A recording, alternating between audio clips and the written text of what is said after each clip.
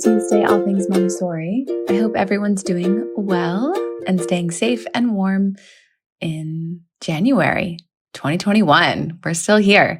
So Jamie and I today, we talk all about how to have a strong parent community and all of the components that go into that.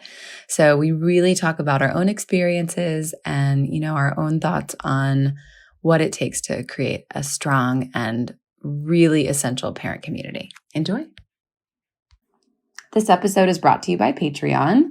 If you want to become a patron of us, you can follow the link below or go to patreon.com. You can search All Things Montessori, and you can sign up for the tiers that we have available. We do extra content for our Patreon members. There is some merchandise you can get. It's fun to be a patron of All Things Montessori. I'll say it. So join us on Patreon. We would love to have you. This episode is also brought to you by Sapling Supply. We love Sapling Supply. They're an amazing Montessori furniture company. So you can go ahead and check them out. The website is also below, and you can get 10% off anything site-wide using our promo code ATM10. And once again, thank you everybody for listening. Jamie and I are just always blown away by your support. So anybody who has emailed, commented, DM'd, written a review, become a patron, whatever, we are so grateful. And I hope everybody enjoys this episode. Hey, Rachel. Here we are again. Here we are again. That's right. Hey, Jamie. How are you? Doing well. I mean, it's been a wacky week again in this world we live in. For sure. That's right. I feel like I don't even know what to say anymore. But yes, it has been wacky. That's a great word to describe it. I just want to take a second too to thank everybody who has reached out to us in support of our new venture of Sea Lavender Montessori. We're so excited, and thank you so much for listening and supporting us, and we just can't wait to talk about it more. It's just exciting that the word is out now. It is. I know we've been sitting on it for a while, so it's fun to be able to talk about it. That's right. I know. Well, go ahead. Well, just one of the big things too is we've been thinking about Sea Lavender, and as we've been talking with parents, we've let them know that something that's really important to both of us and something that we recognize is essential to a really high functioning Montessori classroom is a really strong parent community. And so we thought today we'd kind of talk about the importance of the parent community in your school and your classroom, and things to consider as you're planning to nurture. When I talk about this on a training course, what I call it is nurturing your parent community, because it does take nurturing and it does take energy and focus, and it's really, really important and well worth it. It totally is, because if you have a happy parent, they become your greatest ally, and that goes on for years.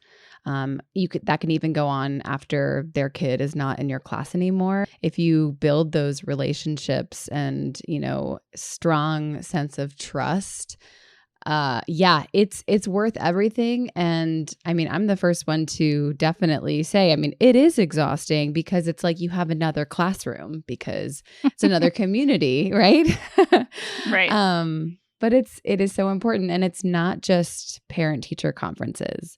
It's not just the meeting them in the beginning of the school year. It's constant. And I always think it's a balance of, definitely taking care of yourself. You can't be available all the time, but making yourself, available when you can be available, and then being dependable, because, the parents are invested in you, right? So you have to show up for them.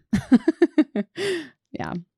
Yep. And I think it's being available, but mostly it's sort of having a whole sort of aura and presence of accessibility. And you can set really clear boundaries on your availability, but still have everyone feel like you are accessible to them. And that's, I think, a key component in your relationship building with parents also. Yeah, definitely. And then I think, one thing that you told us, Jamie, in training, I talk about training so much. I just want you to know that I was really listening when you were talking, when you were teaching me. Oh, good. Yeah. I'm keeping but notes on that. I know, right? Oh my God. No, but you said that you would touch base on the phone with your parents monthly. I think that's what you said.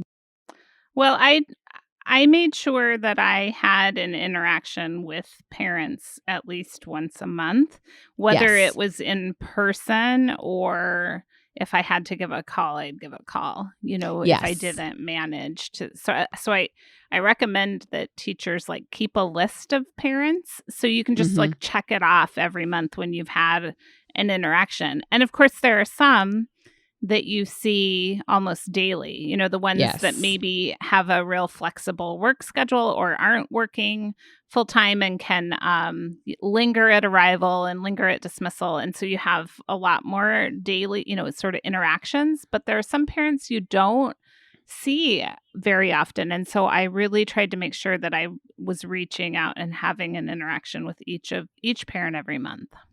Yeah, because there are some parents, and I think it's just the way of the world, and some people are really busy, and it happens. You can lose track of them really easily, and then it's like, oh my God, I haven't seen so and so's mom or so and so's dad in a long time, or I haven't talked with them, and then suddenly you're at conferences and you're like, oh my God, right? Like you have to Hmm. really. I think the list is really important, and yeah, there are some that you are going to talk to all the time, and that's also fine. Yep. But it's just like the kids, some children are going to want lessons from you all the time. And then some children are going to be really away from you and not really engaging as much. So you just have to create and maintain that balance so everybody feels heard and again, like you're accessible and that you care. Yeah. Yep. Yep. And it's just like with children, we're going to meet these adults, these parents. And oh, by the way, when I talk about parents, I'm using parent as a role, as the function that the adult is providing, the Yeah. role of parent. So that might be biological parents, but it might not be, and that's okay. I still include all of that. I've had grandparents that are being parents. I've had aunts and Yeah. uncles being parents. Like all of it. So Totally.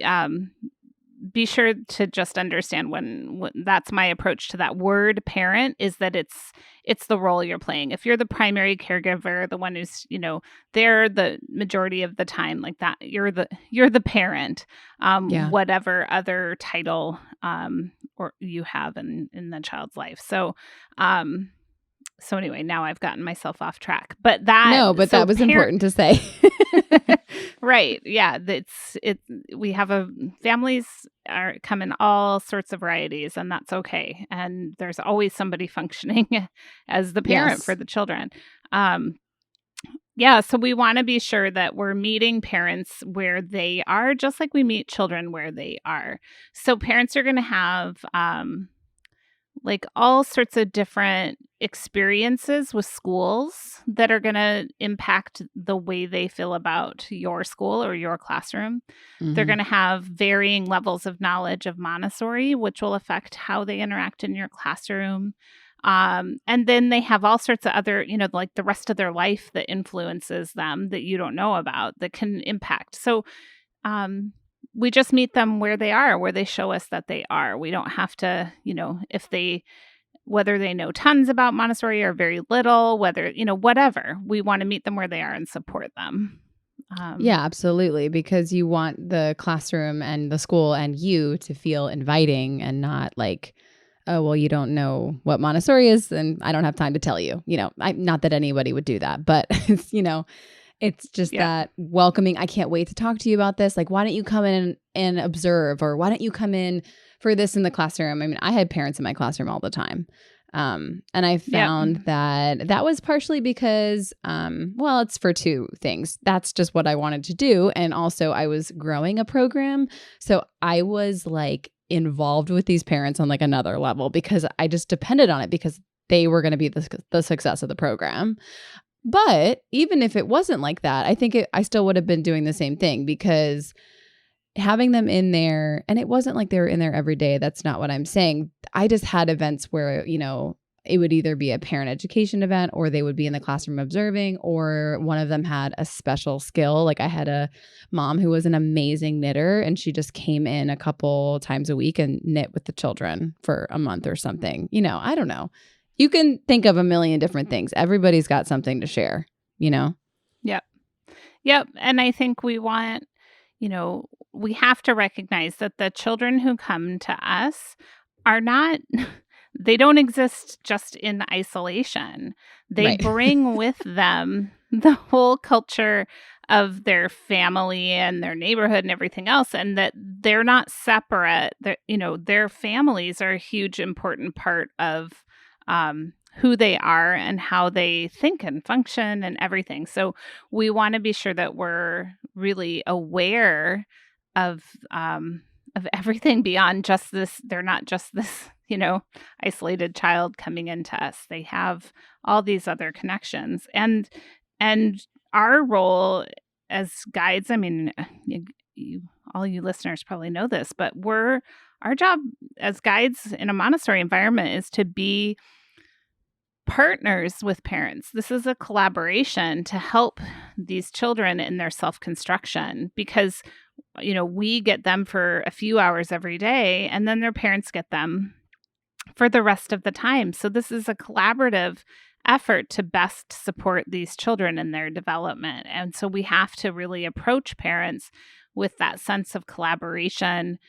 We want to greet parents. We don't, I know sometimes some of us maybe feel like we want to run away when we see some parents coming, but we actually need to welcome that interaction and welcome the opportunity to connect and to further collaborate with them, because it does help our work to have a strong collaborative relationship with parents.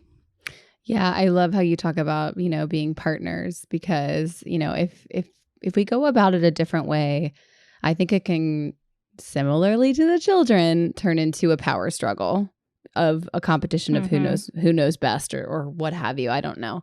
But when you're partners and you're listening and you're trying to understand that, everybody wants what's best for the child, number one. That's like the most important thing. Everybody's on the same team there.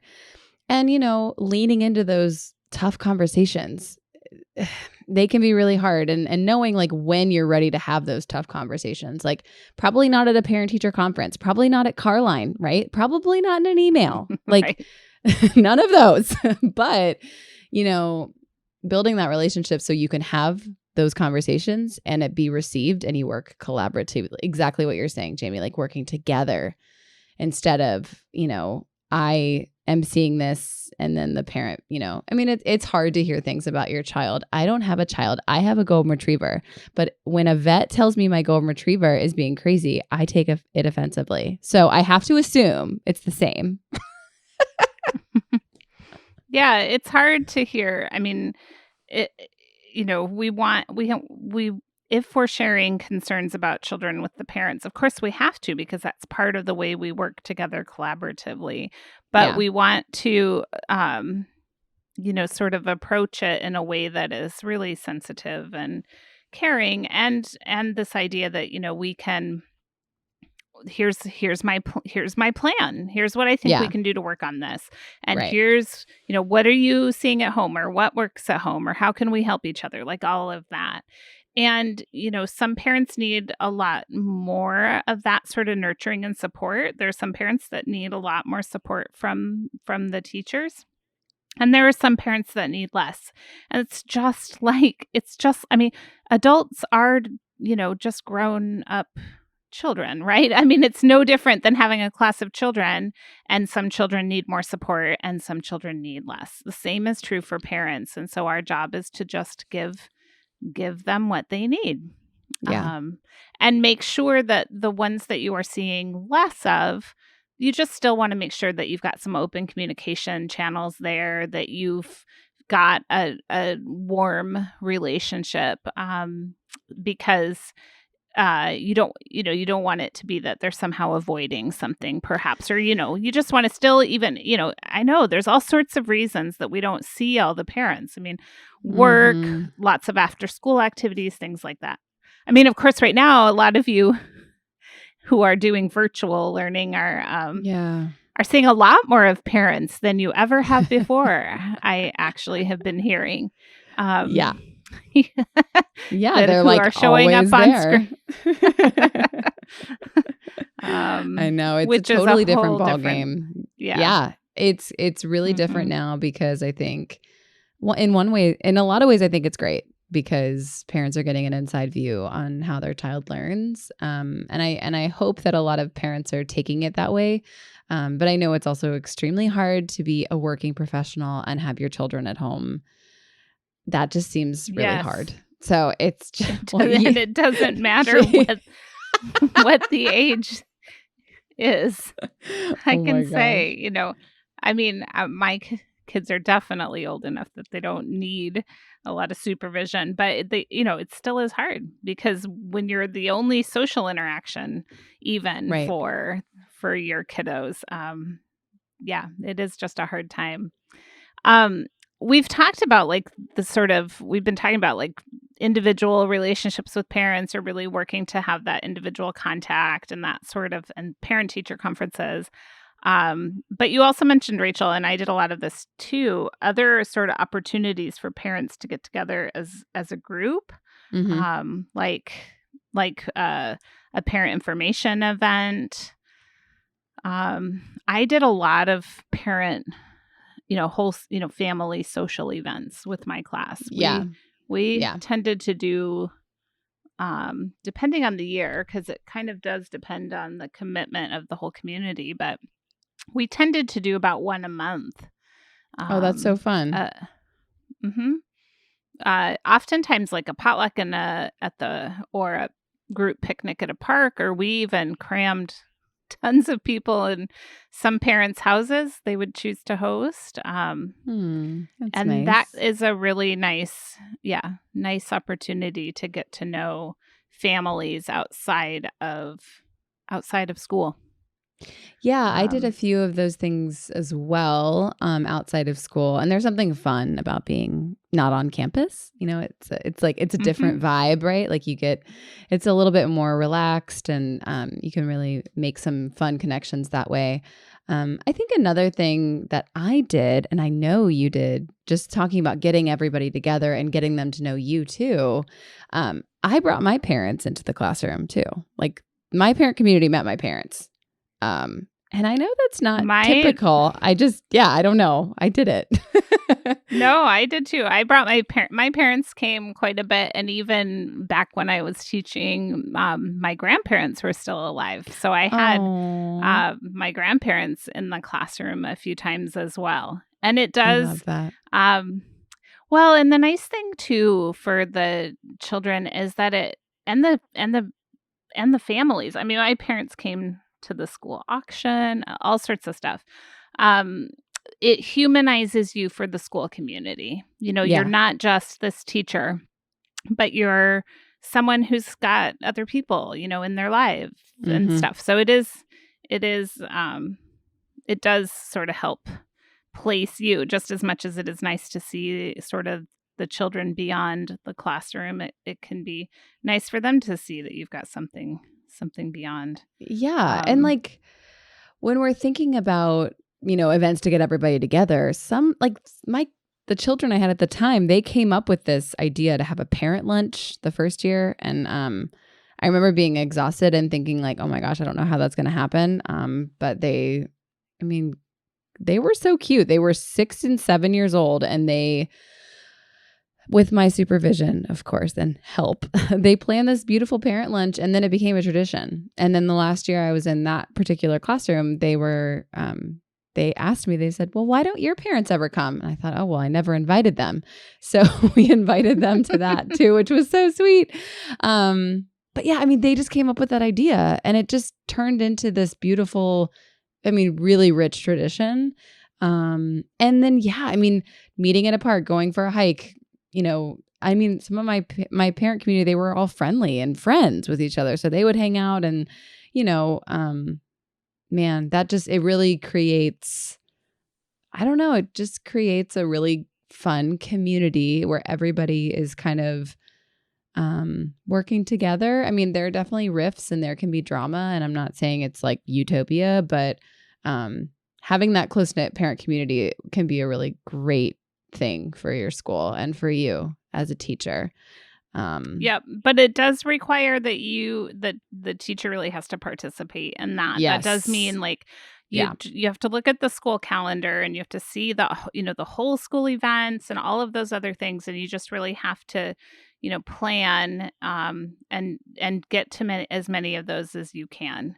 Totally. They're valuable. They're valuable for what you learn about the children. They're valuable about the relationship you build with parents. So I know, I mean, I remember vividly the investment that takes, but it's well worth it. And what's also nice, I mean, you have to get good at being able to set boundaries with parents at a social event that you're not going to necessarily talk about like their child, or you're not going to get stuck in a corner like having a parent-teacher conference.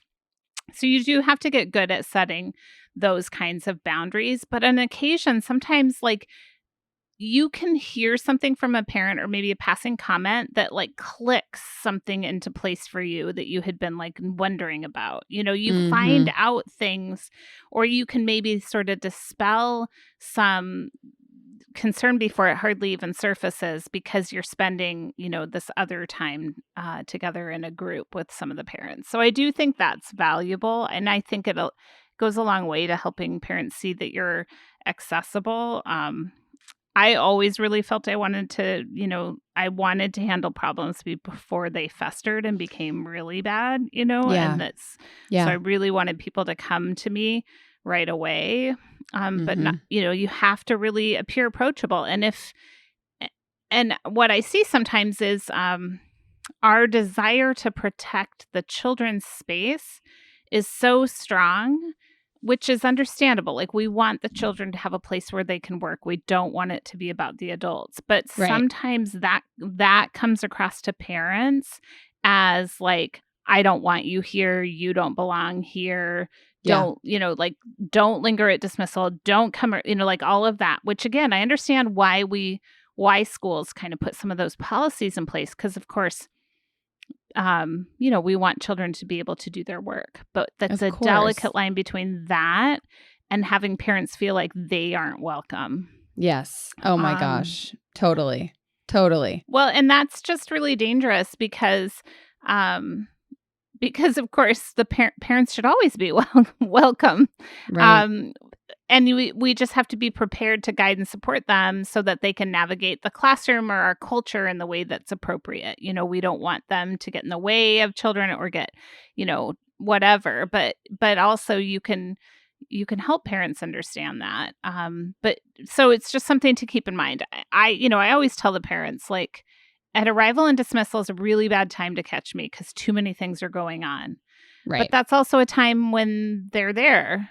So we want to be sure that at the very least, we're like greeting them with a warm smile. We're making eye contact, even if we can't have a chance to chat. Right. Like, and totally. And that goes a long way. I've been in a lot of schools around the world.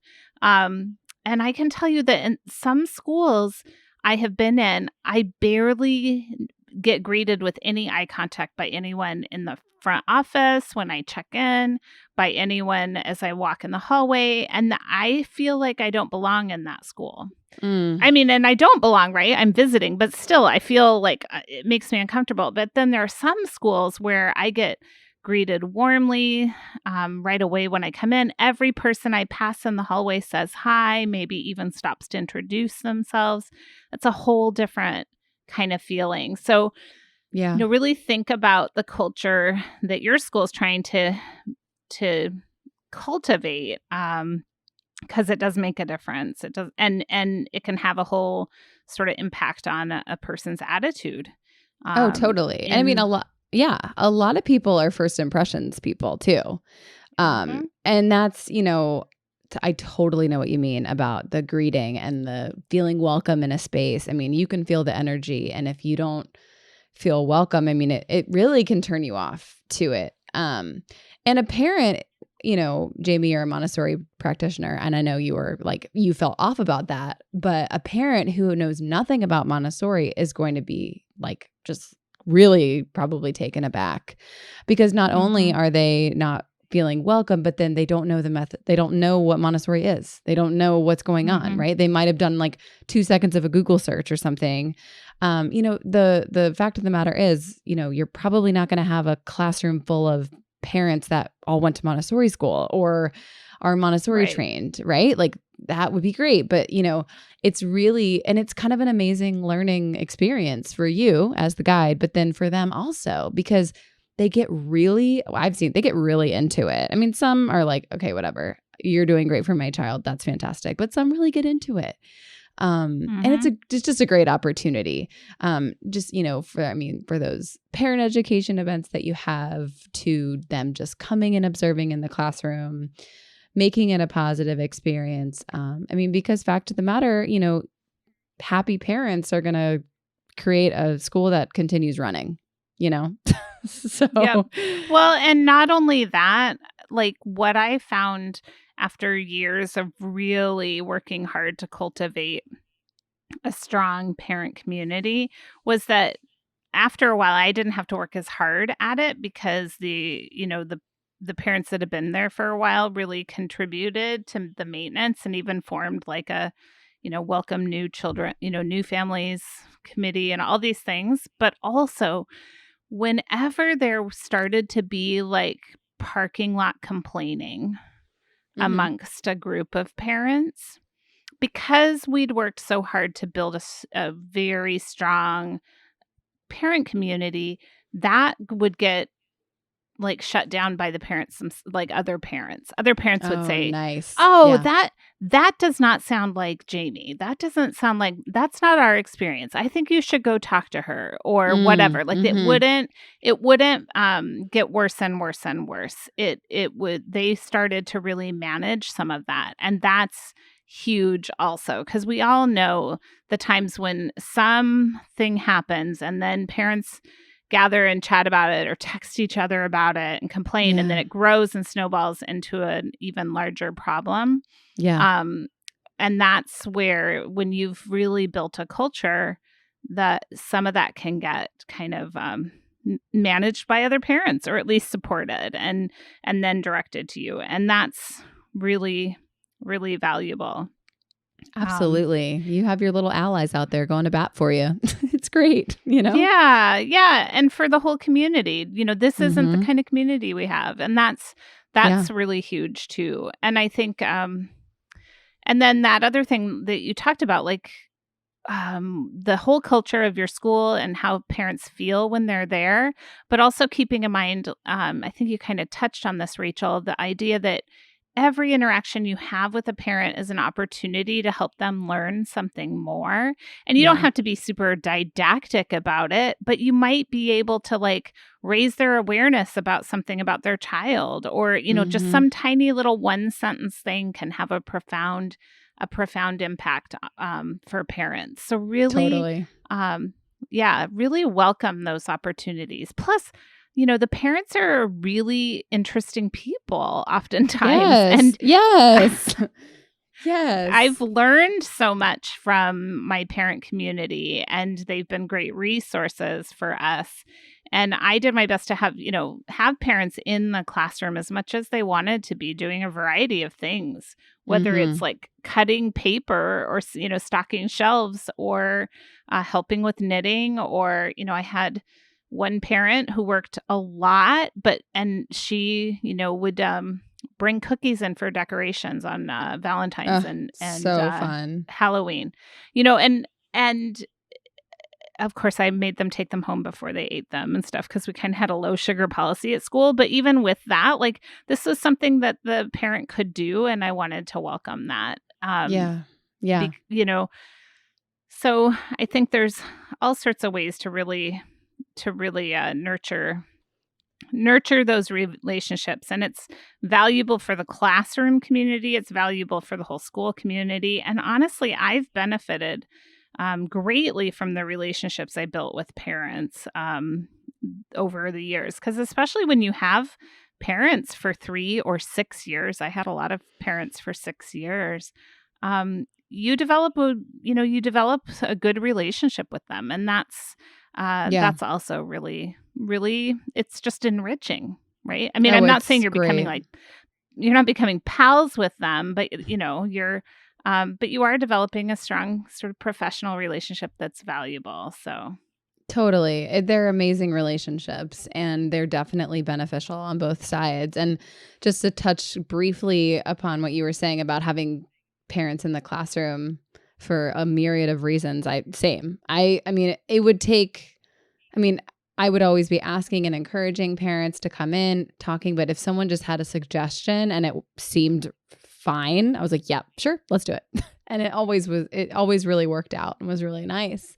As long as it was appropriate and I thought it'd be beneficial for the kids. Sure. You know? And oh my gosh, the kid whose parent was coming into the classroom would always just, well, one, they'd either be mortified or they'd be so excited. It was one of the two. right. But usually excited. Yeah, I don't know. There's just beautiful moments. I'm thinking about one where well, it's my own parent, like my dad. So that's maybe why I think so fondly of it. But he's a jazz pianist, so he came in and talked to the kids about jazz, and it was great. And I had let slip earlier that week that he did not know how to write in cursive. And all of them taught him how to write in cursive after he played piano. And it was just like, it was the best. And I mean, just moments like that are great. Yeah. So.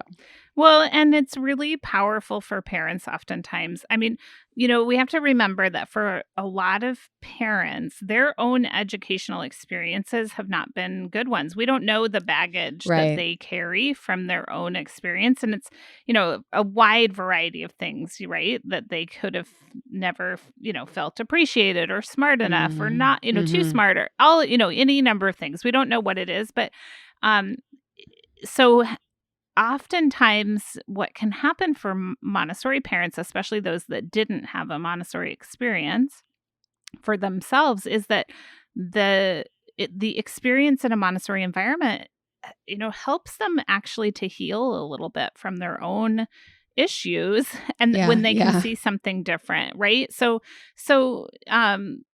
whether it's or they can learn cursive, but like it can be really meaningful for them to spend a little time in the classroom so I've had parents in helping knitting. I've had parents in doing some reading activities with some children. I've had parents do other fun activities. I've had, parents come in and do some dance classes. I've had parents come in and do take apart a computer and put it back together.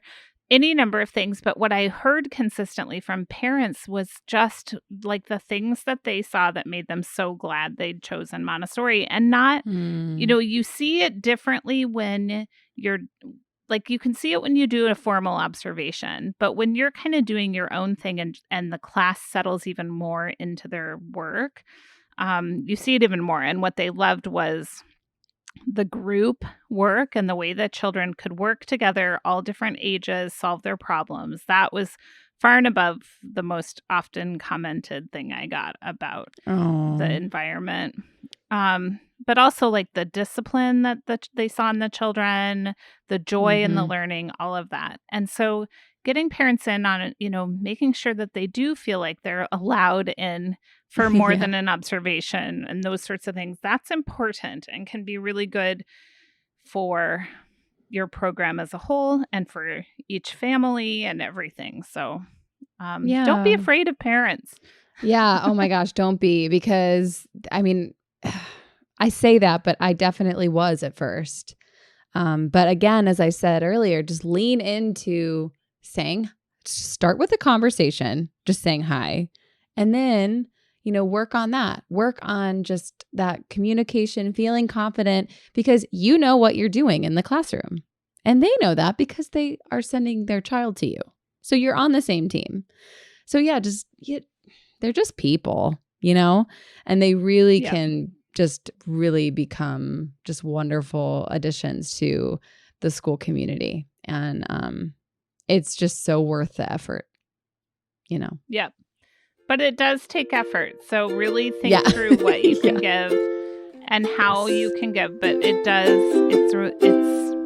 it's really worth it for the classroom. So Yeah.